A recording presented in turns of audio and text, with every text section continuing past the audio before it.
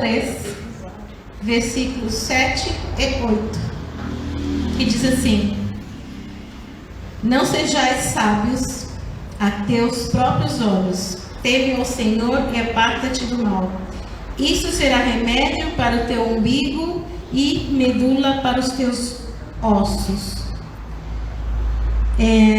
Na versão NVI você vai encontrar: não seja sábio aos teus próprios olhos, teme ao Senhor e evita o mal. Isso lhe dará saúde ao corpo e vigor aos ossos. Amém?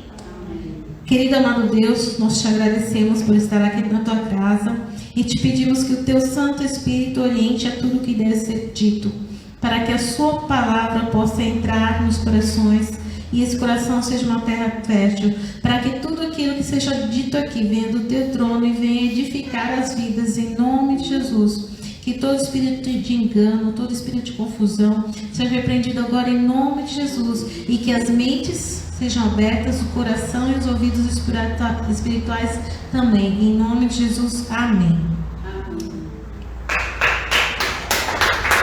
Glória a Deus.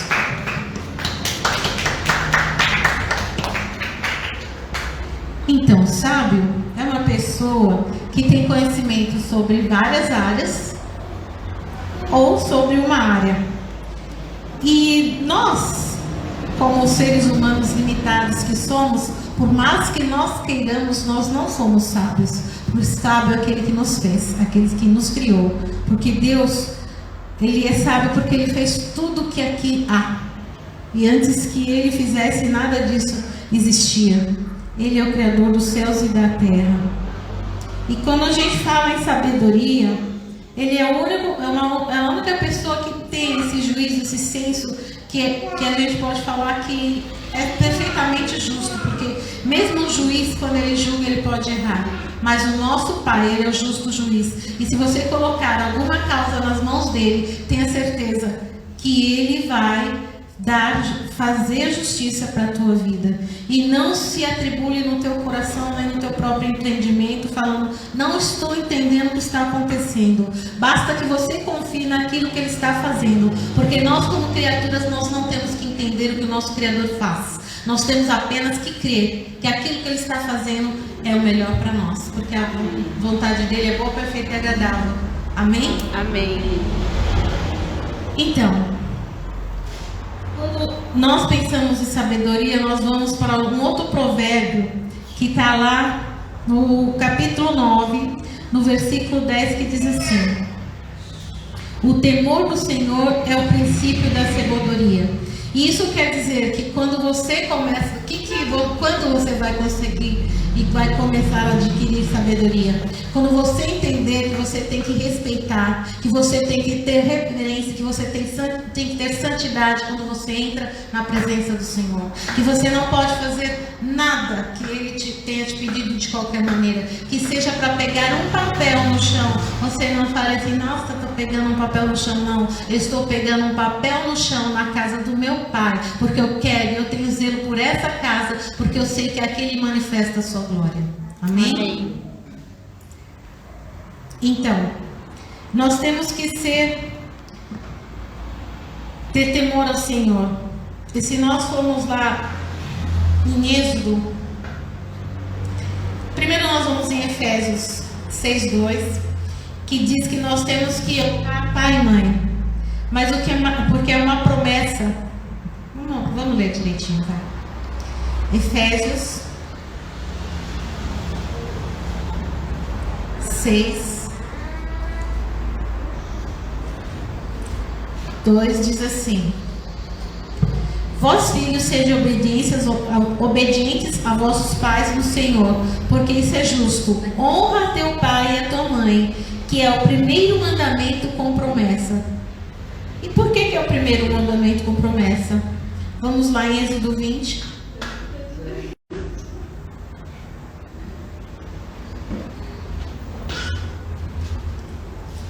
Êxodo 20, versículo 12 diz assim: honra teu pai e a tua mãe, para que te prolongue os teus dias na terra que o Senhor teu Deus te dá. Nós temos visto que nos nossos dias muitos pais têm enterrado seus filhos. Por quê? Por falta de honrar pai e mãe.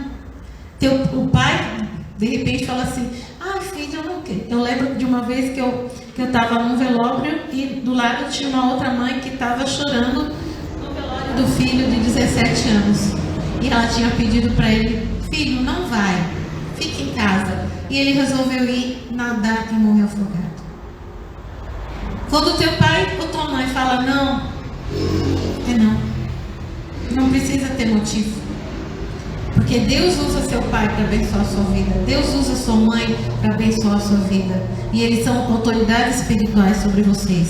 Se eles falaram não, ok. Amém. Porque nós devemos. E não é porque você fala assim: ah, não, agora estou casada. Não. Eles vão ser sempre seus pais e suas mães. E vocês precisam honrá-los, porque eu, na profissão que eu estou, eu tenho visto muitos pais e mães desamparados pelos filhos. Aí eles falam assim: ah, você sabe, né? É aquele que o povo fala, uma mãe é para 10 filhos, mas um filho não é para um pai. 10 filhos não são para uns pais. Não pode ser assim. E outros que têm 5 irmãos, só um cuida. Também não é assim. O que o filho deve pensar é assim: se a minha mãe não tivesse me parido, eu não estaria aqui. Pela graça de Deus estou aqui, amém. Mas Ele usou a minha mãe para que eu viesse a vida. Então, meus pais têm que ser honrados. Amém? E outra coisa, dentro da nossa casa, principalmente quando a gente é adolescente ou a gente é mais jovem, a gente sempre acha que sabe tudo. E os nossos pais são os quadrados, os velhos, que estão no outro tempo, no outro século e não entendem nada. Muito pelo contrário. Eles podem não ter a expertise da tecnologia, não sei o que, mas a gente não pode descartar o que a vida ensinou para eles. Não interessa se eles têm faculdade ou se eles são analfabetos. Eles têm experiências de vida para passar para nós e que nós temos que escutar.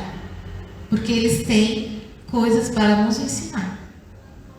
Eu sou suspeita porque eu amo sentar com o idoso e ouvir o que eles têm para me dizer. Porque eu aprendo. Eu aprendo. Eu lembro que uma vez num atendimento, a moça falou assim que o pai dela estava com Alzheimer, mas mesmo assim ela falou assim que todos os dias ele falava as mesmas coisas e ela fazia de conta que era a primeira vez. Isso é amor. Muitas vezes seu pai está falando: já sei, já ouvi isso. Não, ouve de novo. Quem sabe cai diferente no seu coração e você descobre uma coisa ou ouve alguma coisa que você não tinha entendido quando ela te falou a mesma coisa. Ou então você estava tão preocupado lá nos seus pensamentos que ela falou, você pensou que ouviu e não ouviu. Dê ouvidos aos seus pais. Ok? Porque quando eu falo que não deve ter embate entre os pais, porque lá em Gálatas 5:20, uma das obras da carne é a discórdia, a ira e a facção. Então você precisa ouvir seus pais. Mesmo que você ache que eles estão errados, ok.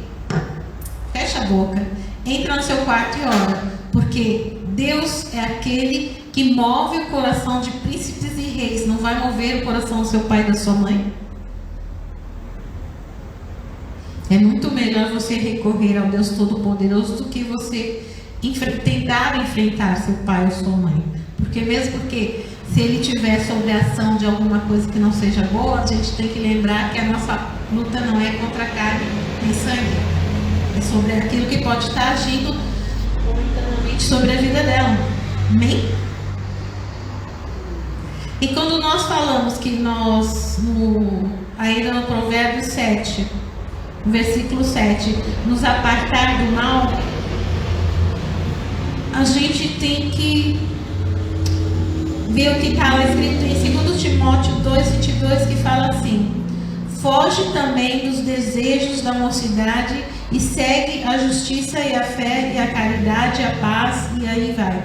E na NVI está escrito assim: fuja dos desejos malignos da juventude E quando eu falo assim, desejos malignos da juventude, eu não estou dizendo assim que só jovens têm esses desejos. Eu estou falando que tem desejos que são malignos, que normalmente se manifestam na juventude. Mas não quer dizer que uma pessoa que tenha mais idade também não tenha esses desejos. E esses desejos têm que ser reprimidos, porque vão manifestar as obras da carne. Como nós estamos lavados e remidos no sangue de Jesus, nós somos nascidos novamente pelo Espírito Santo. Então nós temos que manifestar as obras do Espírito Santo. Nós temos que manifestar o fruto do Espírito Santo nas nossas vidas. Porque se nós não formos capazes de nos enchermos do Espírito Santo, manifestarmos os dons do Espírito Santo, manifestar aquilo que é o amor, a caridade, a fé, a dignidade, o domínio próprio, como nós vamos sair e testemunhar aquilo que Deus tem feito nas nossas vidas?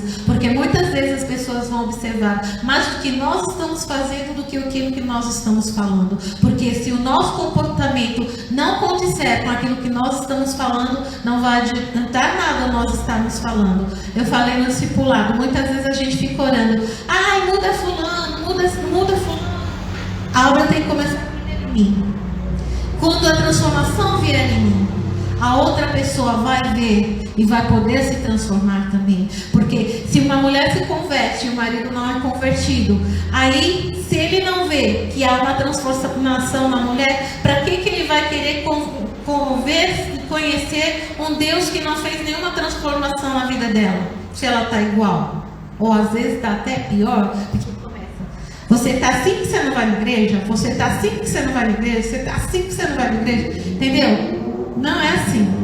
Deixa ele te mudar por dentro, para que ele possa fazer a obra em outras pessoas que estão ao seu redor. Amém?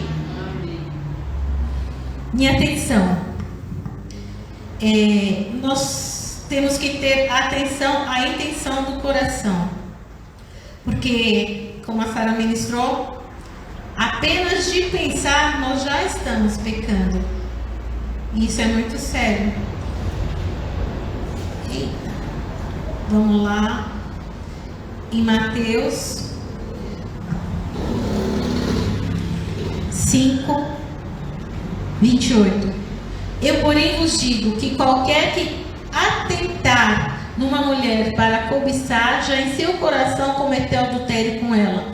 E isso não vale só para essa questão, vale para várias outras. Aquele que só intentar em seu coração em roubar, aquele que só pensar em fazer o mal, aquele que só pensar que, por exemplo, você deu um conselho. Uma vez eu tive um testemunho que era assim: a pessoa profetizou na família daquela pessoa, e aquela profecia que ela deu não era uma profecia boa. E quando aconteceu, a pessoa simplesmente falou assim: tá vendo? Eu profetizei e aconteceu. Quando na verdade, quando você tem alguma palavra que seja de maldição, se Deus não liberou para falar para a pessoa, o que você tem que fazer com essa palavra é orar e pedir que Deus tenha misericórdia e advertir a pessoa: olha, se você continuar por esse caminho, pode acontecer isso, isso, isso, e Deus está te alertando. Se a pessoa não tomar o posicionamento correto, a sua parte você fez. Amém? E outra coisa, e nós temos que prestar atenção, quando eu falei no intento do coração, quando nós estamos lá em Samuel, quem for abrir comigo é Samuel, 1 Samuel 16, versículo 7, que diz assim: foi quando Deus manda Saul ungir a Davi como rei.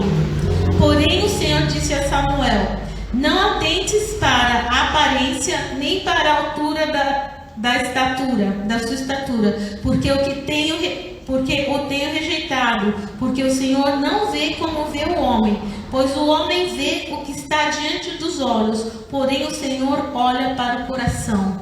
Por isso, quando a gente fala que Deus vai olhar para o nosso coração, nós temos que ir lá em Provérbios 4, que foi uma palavra também que a pastora pregou aqui.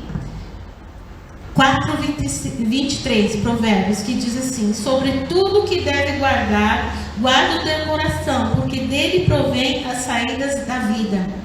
Então, que você possa guardar no teu coração de tudo aquilo que possa te fazer mal. Ah, mas o que é? Não sei. Pede para o Espírito Santo proteger teu coração, para que não haja saídas de morte no teu coração. Porque o coração que está magoado, com raiz de amargura, um coração que tem ira, que tem ódio, ele só vai contaminar e trazer morte para a questão em volta. E nós precisamos ser vida, nós precisamos ser luz, nós precisamos ser sal. E se você tem um coração que está nessa condição, você tem que pedir para o Espírito Santo te ajudar a sair dessa condição de amargura, de tristeza, de estresse, seja lá o que for que está trazendo morte para o teu coração. Porque você pode sentir que o teu coração já não vibra mais como vibrava quando ouvia a palavra do Senhor. Você consegue identificar algumas coisas. Então é hora de você clamar por ajuda, porque o Espírito Santo anseia por estar manifestando a glória e o poder dele através das nossas vidas. Mas só se nós estivermos com caminhos de morte em nosso coração, ele não pode manifestar. Porque se ele é santo, se ele é alegria, se ele é paz, se ele é gozo, que é mesmo sinônimo de alegria, como que ele vai poder se manifestar no coração que está amargurado? Amém? E tem outra situação, né? Quando a gente fala em coração. Às vezes, moços ou moças, vem uma outra pessoa e fala assim: nossa, gostei. E Deus fala: não, ok, beleza, estou indo para o outro lado. E tem gente que ainda quer negociar com Deus, mas será mesmo? Se Deus falou que é não. Porque Ele sabe o coração da pessoa. Pode ser que até seja um coração bom, mas não é aquele coração que ele tem separado para estar com você. Não é a pessoa que ele já separou para estar com você. Porque eu sei que o Senhor ele tem planos para a gente. Então eu sei que desde o momento que você nasceu, Ele já sabe quando que vai ser cada fase da sua vida. E inclusive com quem você vai casar. Entendeu? Então não adianta você achar que você encontrou a pessoa. Se ele não confirmar isso com você, não é a pessoa. Porque ele vai unir pessoas que vão ajudar, que vão contribuir no ministério que ele tem para cada um de nós.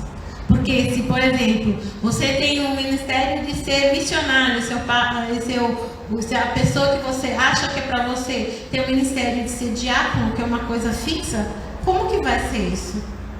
Casamento à distância? Não, né? Ele vai colocar no teu caminho uma pessoa que, digamos, possa ser que ele nem tenha o mesmo ministério, mas é uma pessoa que vai te apoiar e fazer com que você ande na direção daquilo que Deus tem para você. Geralmente os dois têm a mesma função, um faz o outro crescer. Igual lá em Eclesiastes, que eu também li na aula, né? Tem que ser dois, porque se um cair, o outro levanta. E um vai junto com o outro. Amém? E nós também temos que atentar, que também lá em Jeremias 17:9, o nosso coração é enganoso, que nós não nos deixemos nunca levar pelo nosso coração. Nós temos que ser levados pelo Espírito Santo. Igual, vamos lá em Ezequiel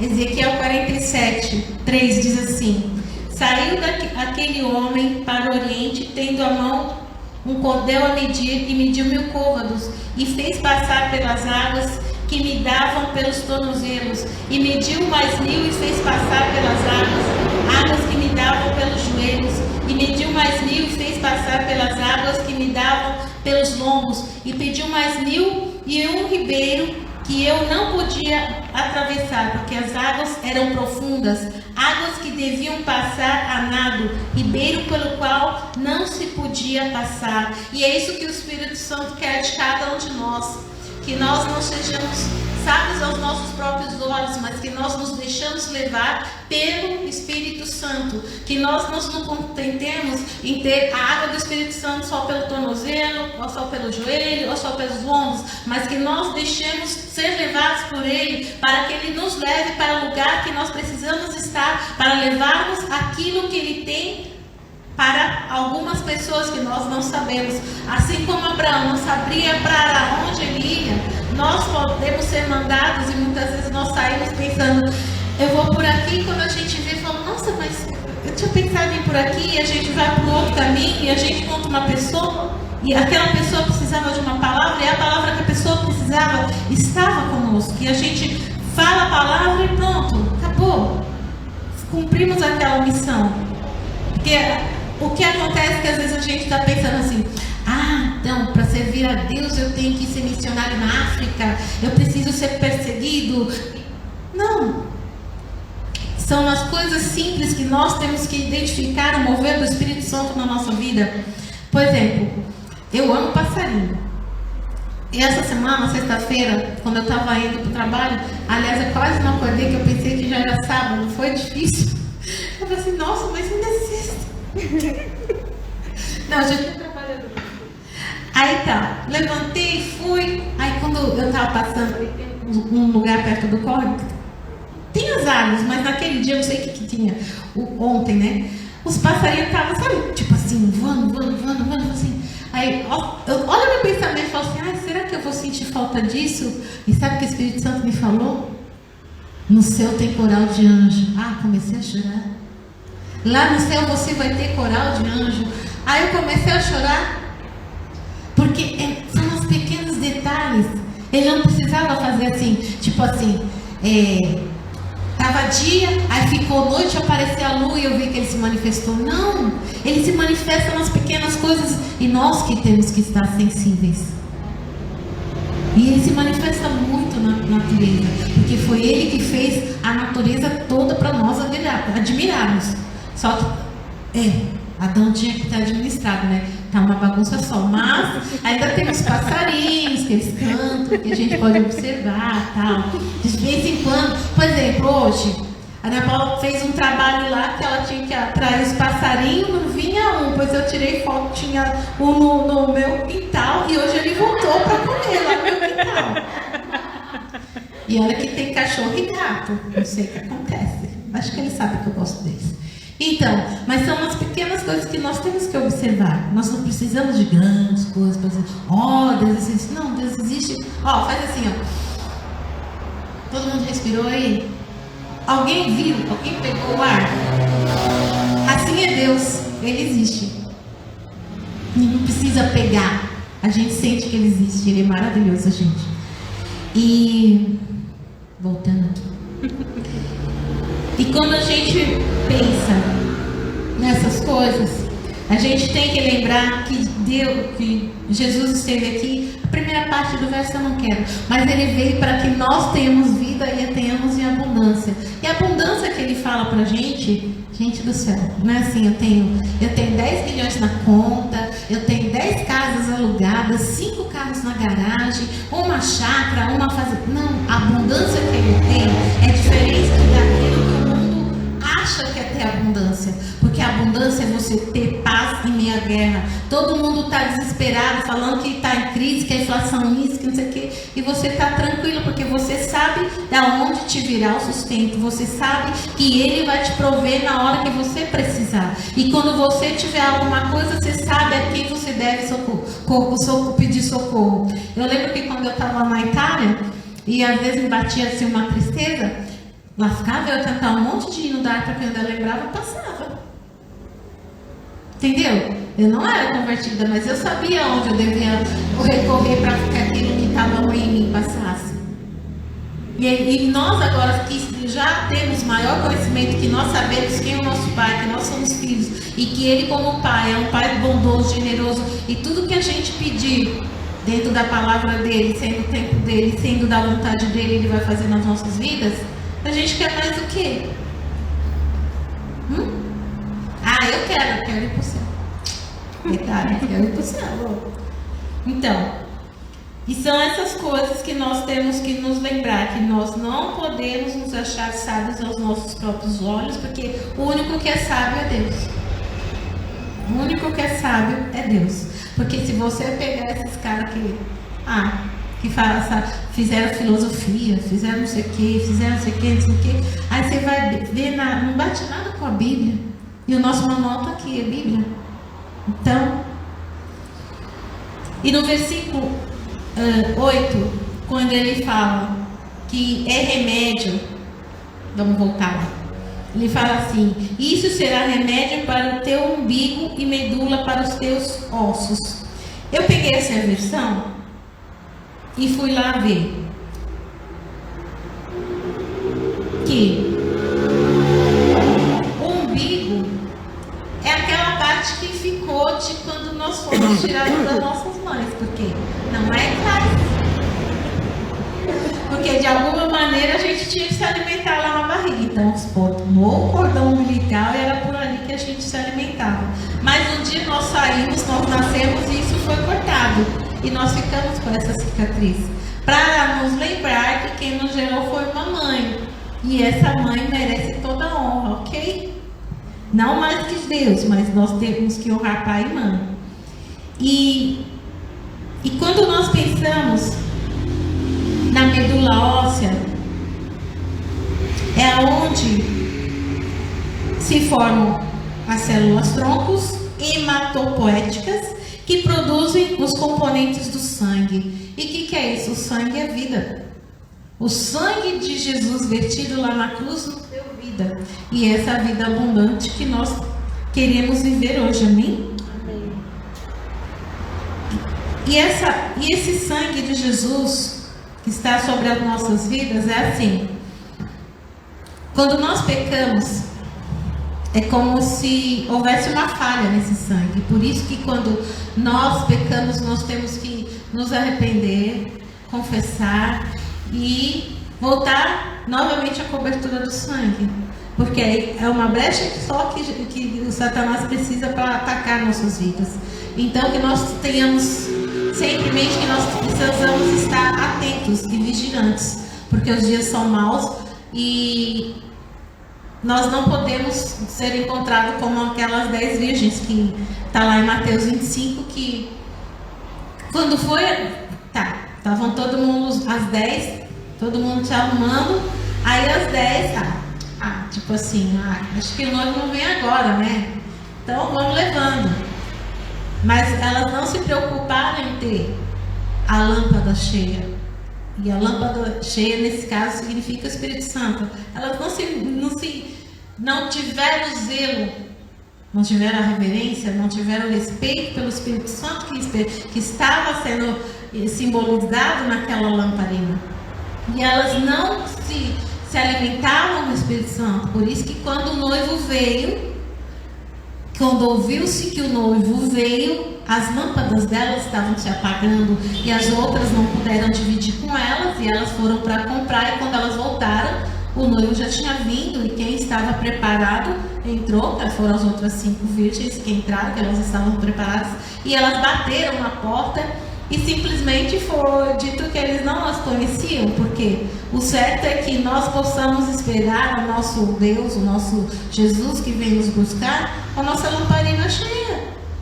É buscar constantemente, orar, jejuar, como o pastor tem dito, que nós temos que chegar aqui já com...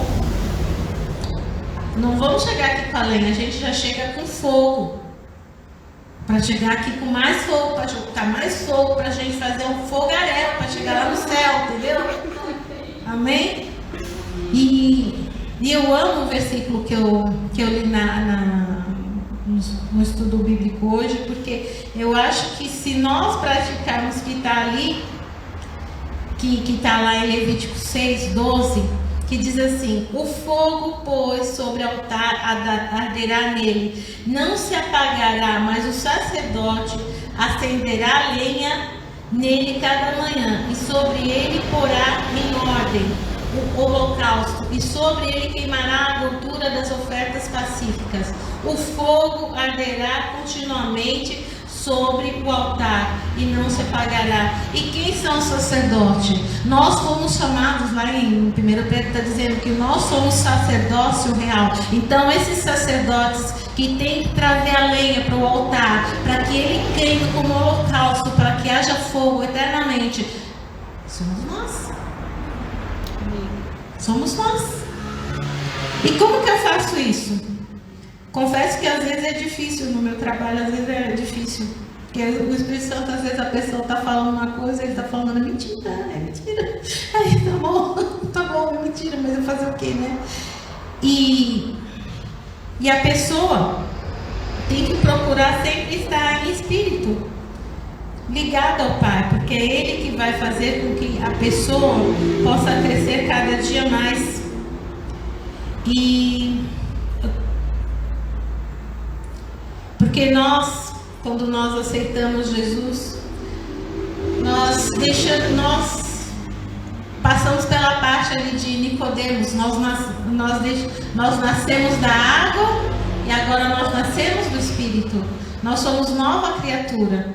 E quando a gente fala que as velhas coisas se passaram e tudo se fez novo, as velhas coisas se passaram, é que nós temos que deixar para trás tudo aquilo que é contaminação, tudo aquilo que era mau hábito, tudo aquilo que era obra da carne, tudo aquilo que a gente já sabe, que a gente já aprendeu que vai desagradar a Deus.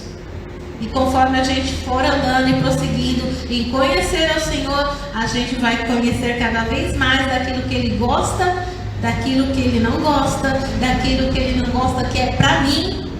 Porque tem coisas que são leis espirituais que é para todo mundo, mas tem coisas que são particularidades que Ele fala assim: você, eu não quero que você faça isso. Fulana pode fazer, mas eu quero que você faça desse jeito. E você faz. Não é que a outra pessoa esteja pecando, mas para você Ele quer que faça de uma determinada forma, porque Ele precisa tratar algo em você, que você precisa estar fazendo daquela maneira, para que aquilo que está no seu oculto Ele possa trazer para fora, para que Ele possa curar. Amém? Amém. E quando nós falamos aqui do nascer de novo, ser nova criatura, nós temos que andar em direção à cura da nossa alma. Porque a nossa alma doente traz doenças físicas, mas o perdão traz a cura da enfermidade. Porque nós sabemos que algumas doenças são produzidas pelo nosso organismo porque nós guardamos mágoa, porque nós guardamos ira, porque nós guardamos ressentimento. Tem fatores genéticos? Pode ter, mas algumas doenças são psicossomáticas, porque nós vamos guardando coisas que não são para ser guardadas. Porque o que nós temos que fazer? Lá em Mateus 11 diz que a gente... Vamos lá em Mateus 11, vai. Vamos lá em Mateus 11. A gente até canta: meu jugo é suave e o meu fardo é leve. Mateus 11.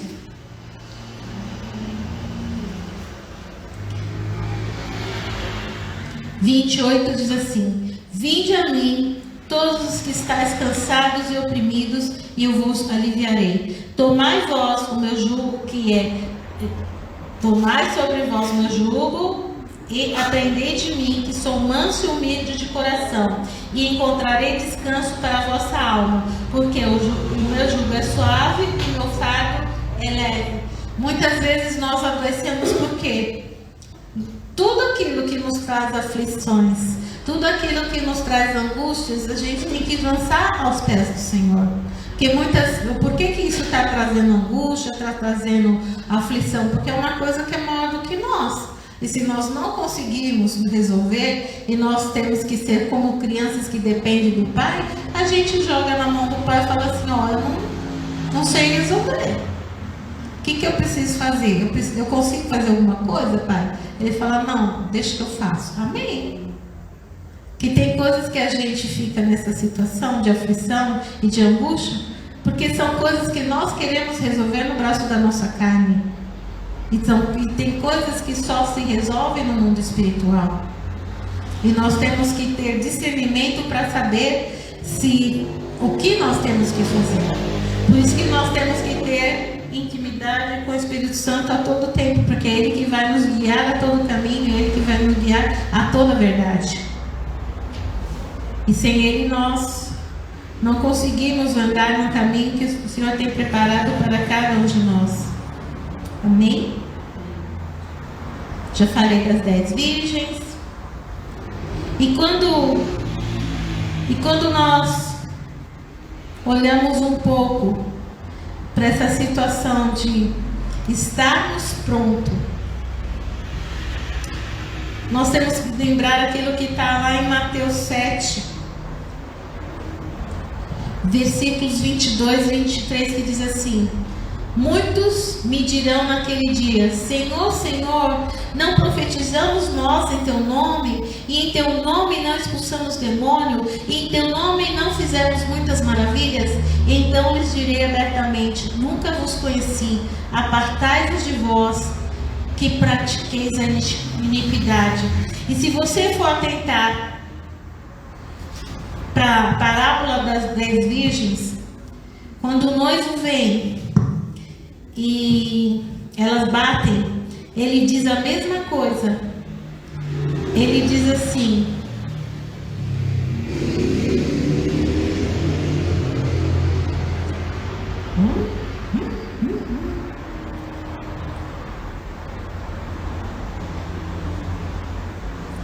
no versículo 12 ele diz assim, quando as virgens chegaram lá, né? Depois chegaram também as outras virgens, dizendo: Senhor, Senhor, abre-nos a porta. E ele, respondendo, disse: em verdade vos digo que não vos conheço.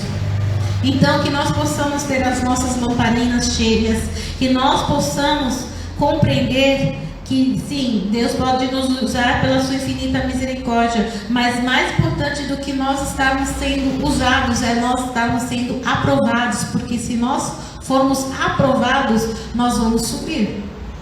Se nós estivermos sendo apenas usados, corremos o risco de não subir, porque nós não vamos subir pelas obras que estamos aqui fazendo, porque oramos e curou, porque oramos e expulsamos demônio. Não, Ele vai olhar como é que está o nosso coração, como é que está o nosso relacionamento com Ele, porque não é pelas obras. Eu lembro que eu assisti um filme que o cara, na verdade, ele era um pilantra. E ele contratava as pessoas e ele orava e as pessoas falavam que tinham sido curadas. E um dia ele ficou entristecido, porque realmente uma pessoa que era paralítica foi para que ele orasse e ela fosse curada. E ele orou e a pessoa foi curada. Mas por que a pessoa foi curada? Porque Deus teve misericórdia, porque essa pessoa teve fé. A pessoa que era cadeirante, ela teve fé naquela oração. Mesmo ela não tinha noção que a pessoa era pilantra, mas Deus teve misericórdia e pela fé que aquela pessoa que era cadeirante teve naquela oração, ela pôde andar.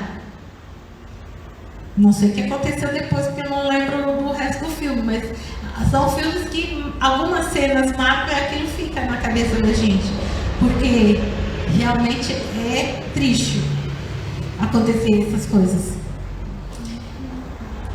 E que nós não sejamos aquelas pessoas que Deus diga naquela hora que Ele não nos conhece, para que nós nos separemos dele, porque estamos praticando a maldade. Amém? E lá em Mateus 24, só deu Mateus 24, nos versículos 42 a 44 diz assim: vigiai, pois, porque não sabeis a que hora há de vir o vosso Senhor, mas considerai isto: se o pai da família soubesse a que vigília da noite havia de vir o ladrão, vigiaria e não deixaria que fosse arrombada a sua casa. Por isso, estai vós apercebidos também, porque o Filho do Homem há de vir a hora em que não penseis. Jesus não marcou hora para voltar. Mas se nós observarmos tudo o que está acontecendo ao nosso redor, guerras, rumores de guerras, violência, distúrbios sociais que provocam violência. Porque enquanto poucos estão muito ricos, muitos estão passando fome. Isso é uma coisa muito grave. O avanço tecnológico. Uma vez eu lembro que eu estava pensando na volta de Jesus e ele falou assim: eu já estou de pé. Tipo assim, se você sempre tem, porque a gente sempre lê que nosso Jesus está sentado à destra do Pai, certo? E quando eu estava pensando na volta, ele falou assim: já estou de pé, quer dizer que ele já está pronto para vir. Então nós temos que estar bem vigilantes. Eu lembro que agora, quando eu fui montar esse sermão, já tinha até separado para intercessão, que eu vou comentar alguma coisa sobre isso, mas eu fiz um levantamento. Existem atualmente 40 países ou em guerra, ou em distúrbios sociais, ou em guerra civil. 40. E alguns deles, essa briga que tem é por causa de militantes islâmicos. Ou seja, é uma briga religiosa, porque eles querem impor a religião dele para outros que não são. Complicado isso. Temos até alguns vizinhos que têm essas brigas, mas por causa da dominação do tráfico. E tem algumas regiões do Brasil que também está bem complicado. Se vocês procurarem alguns documentários, vocês vão ficar sabendo. Então, que nós possamos estar atentos, porque os dias são maus. E nós temos que temer ao Senhor, nos separar daquilo que não agrada a Ele, tudo que pode nos afastar, tudo aquilo que pode fazer com que nós não possamos entrar confiantemente na presença deles, como está lá em Hebreus 4, que o verso rasgou, e a gente agora pode entrar confiantemente na presença dele. Mas como você vai ter essa ousadia se você não estiver limpo? Porque como você vai... Ninguém se apresenta diante de um juiz de chinela havaiana, sem camiseta e shorts. Vai com uma roupa apresentável. Diante do nosso Deus, a mesma coisa. Nós temos que nos apresentar com roupas e vestes limpas. E se tem alguma coisa que tem nos incomodado e nós não estamos tendo força para superar, que a gente peça ajuda. Porque a gente não pode falar assim: ai, não consigo, ai, eu não posso. Realmente a gente às vezes não consegue e não pode, mas a gente tem que se posicionar contra isso e lutar. E pedir ajuda se não estiver conseguindo. Porque um dos intentos de Satanás é que a gente fique estagnado, chorando sobre o leite derramado. Derramou, dá para limpar, não dá, então pula e vamos continuar. Vem o cachorro aí, lambe e pronto. A gente só não pode parar e ficar olhando. E quando acha que é uma situação que precisa realmente ser resolvida, lança aos braços do Pai, ele vai saber o que fazer. Ele vai saber te orientar.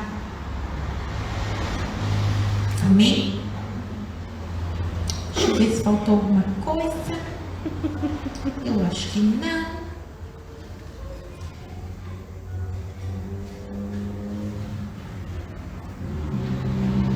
Não, faltou.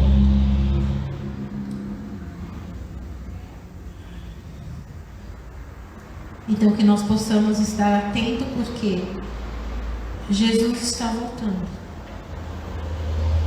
E não é slogan, não, daqueles outdoors. Jesus está voltando, não, ele está voltando.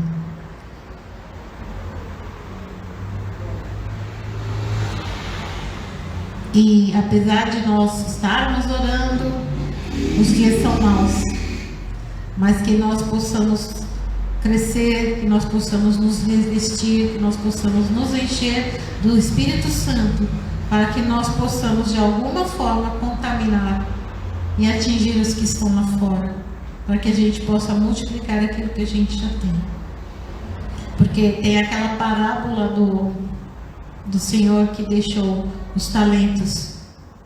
E depois, como ele veio para buscar as pessoas, quem tinha recebido os talentos, alguns multiplicaram e teve um que enterrou. Deus, como eu já falei assim, o Espírito Santo Deus pelo menos deu a todos nós pelo menos um dom.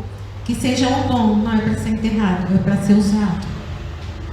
E se você tem mais sede, você pode buscar que Ele te dê mais dons, mas você tem que estar no centro da vontade dEle e se encher do Espírito e ser muito obediente a Ele. Porque não vai adiantar Ele te dar um dom e te pedir para você fazer uma coisa referente a uma situação e você não fazer o que Ele está te pedindo. Amém? Tá claro? Tem alguma dúvida? Aproveitando? É pregação, mas se tiver dúvida pode perguntar, gente. Não pode ficar com dúvida não. Ah não, aquela pastora pregou, não entendi nada, mas deixei por isso mesmo. Aí falou todo o tempo da ignorância. Não vou ser cobrado. Amém? Então vamos orar? Querido amado Deus, nós sabemos que a Tua palavra não volta vazia, mas antes faz tudo para que foi enviada, Pai. Que os corações que estão aqui possam ser aquela terra fértil, que recebeu essa palavra, possa fazer com que ela vá germinar e frutificar. Que tudo aquilo que precisa ser ajustado, que tudo aquilo que precisa ser colocado no lugar, que o Senhor o faça, Senhor, em nome de Jesus. E mais uma coisinha, é assim, nós mulheres fazemos faxina, certo? Para limpar direito. E como que a gente faz faxina? Deixa tudo no lugar? Não. A gente faz um rebuliço, né? Põe tudo para cima, puxa armário, puxa isso. Se Deus precisar fazer isso para limpar a sua casa, deixa, tá? Porque quando Ele colocar no lugar vai ficar mais bonito, muito mais limpo do que estava. Amém? E é isso. E agora?